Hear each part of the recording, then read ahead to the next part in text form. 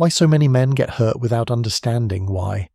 Many men walk out of a relationship with a very strange feeling, not just sadness or pain, but confusion, as if they did something wrong yet cannot identify what it was. If you have ever been in that state, let me say this immediately so you can breathe a little easier. You are not stupid, and you are not weak. You simply trusted earlier than you should have. Most men do not lose because they are inadequate. They lose because they place trust at the peak of emotion. When everything feels right, when she's gentle, attentive, saying things that make you feel special, men often stop observing, not because they are blind, but because at that moment they want to believe that this time is real. And that is precisely the most dangerous moment, because when emotion leads, reason quietly steps far behind. The deepest wound in these kinds of relationships is not the moment of betrayal itself, but the moment you sit alone afterward and realize you ignored many warning signs, and the price has already been paid: time, energy, trust, inner peace. I'm not saying this from a place of judgment or superiority. I am saying it as someone who has been there, or at least has seen too many good men fall into the same loop. They are not bad, not lazy, not careless. They simply believed that a present emotion represented a lasting truth. But life does not work that way. Emotions can be very real in a moment, but they are not always durable. And when you place your entire sense of security on an emotion that has not been tested over time, you make yourself far more vulnerable. This video is not meant to make you cold or paranoid. It is meant to help you understand what happened, why it happened, and how to avoid learning the same lesson through pain again. Some behaviors are more dangerous than others, and to understand clearly, we must start with the most severe. Infidelity is the most dangerous cause, not because it hurts more than anything else, but because it completely destroys a man's axis of self-respect. And what you must understand clearly is this: cheating is not a single moment of weakness. It is not a slip that can be erased with an apology. Infidelity is always a sequence of conscious choices. Before the final act, there are many points where the person could have stopped. A message that did not need a reply, yet was answered. A conversation that did not need to continue, yet did. A meeting that did not need to happen, yet was agreed to. A small lie to hide the truth, followed by another story to protect the first.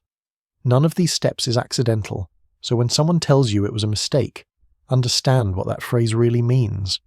It is not the full truth. It is language designed to soften responsibility. It makes betrayal sound like an accident, something uncontrollable, something that can be overlooked if love is strong enough. But the truth is simple. No accident requires that many deliberate steps. The deepest pain of infidelity is not only the act itself, but the deception that runs alongside love. She still looks at you as usual, still eats the meals you cook, still sleeps beside you, still receives your care, protection, and support while knowing very clearly that she has crossed a boundary you knew nothing about. That is where men collapse the hardest, because at that point, you do not only lose trust in her, but you begin to doubt your own ability to judge people, and this is where many men injure themselves a second time.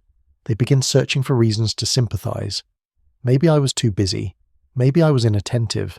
Maybe she was lonely. Maybe it was just a temporary emotion. The moment you start saying these things, you are no longer standing on your own side. You are negotiating away your self-respect in exchange for the illusion of a smaller loss. But the truth is very simple and very cold. A woman can feel sad and still remain faithful. She can feel lonely and still respect the relationship. She can be under pressure and still hold boundaries. Cheating is not forced by circumstance. It is a choice.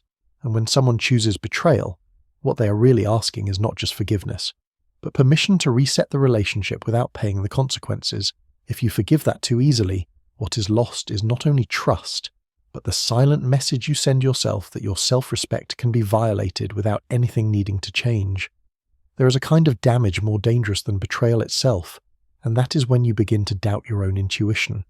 It does not come from obvious lies, but from selective truth, not a complete falsehood, but just enough truth to keep you staying, enough to reassure you, enough to stop you from leaving, enough to make you wonder whether you're overthinking.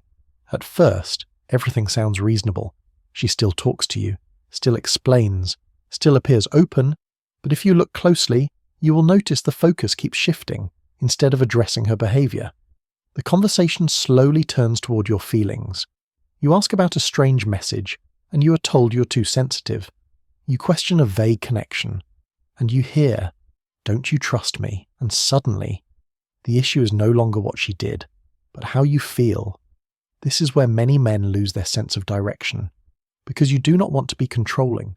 You do not want to be seen as suspicious. You do not want to make a big deal out of things, so you begin adjusting your own reactions. You start wondering whether your questions are unreasonable, and then comes a very dangerous moment. You begin apologizing for asking perfectly valid questions, apologizing for listening to your intuition, apologizing for feeling unsettled, and when that happens, you have unknowingly handed over control of your perception of reality to someone else. Selective truth does not hurt immediately. It exhausts you. It confuses you. It keeps you in a constant state of explaining yourself, proving that your feelings are valid, and over time, you stop trusting your initial sense altogether. You begin trusting explanations more than repeated patterns. But this is something I need to say very clearly. Words can be prepared. Explanations can be constructed. Emotions can be expressed convincingly, but patterns do not lie. If her story changes over time, that is a pattern. If every time you ask, she reacts defensively, strongly, or shifts blame, that is a pattern. If respect only appears when you stay silent, that too is a pattern. Do not fall in love with explanations. Do not be hypnotized by how someone speaks. Observe what repeats when things are no longer convenient. Because your intuition does not disappear, it is only silenced. And when you learn to listen to it again, many things become clear without needing any further explanation. There is also a type of relationship that does not knock you down all at once, but slowly drains you, piece by piece. That is when you are with a woman who does not truly know what she wants. The danger is that in the beginning, everything can feel sweet. She likes you, is drawn to the energy you bring, and the emotions you make her feel in that phase. But what she loves is not necessarily who you are, it is how she feels when she is with you, and feelings always change. When feelings change, the truth in her words changes with them. Today, you're the best man she has ever met. Tomorrow, you're the one who makes her feel tired, suffocated, or emotionally disconnected. Not because you change so much, but because her standards are built on emotional states rather than stable values. This is where men begin losing themselves without realizing it. You start watching her every small reaction. You measure every word to see if it will make her happy. You're afraid to say no, afraid of ruining the mood. You're afraid to focus on work, on your own life, because there is a vague fear that if you're not present enough, not interesting enough, not emotionally accommodating enough, she will drift away. You begin performing a version of yourself that you think she wants, and the longer you perform, the more exhausted you become.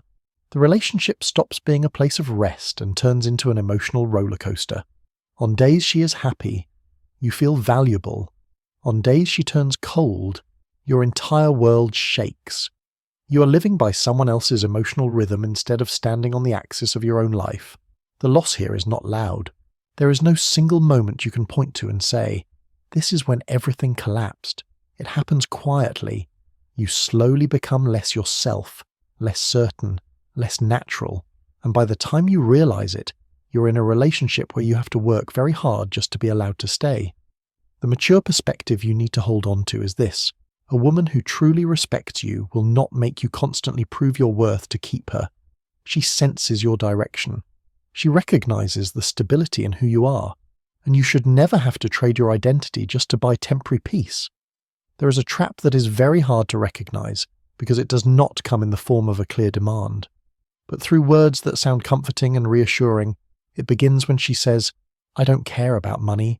I don't love you for your money." Hearing that, many men immediately lower their guard. You feel loved for who you are, for your sincerity, for your feelings. But the issue here is not whether she directly asks for money. The issue lies in the expectations that quietly begin to appear afterward. At first, they are very small.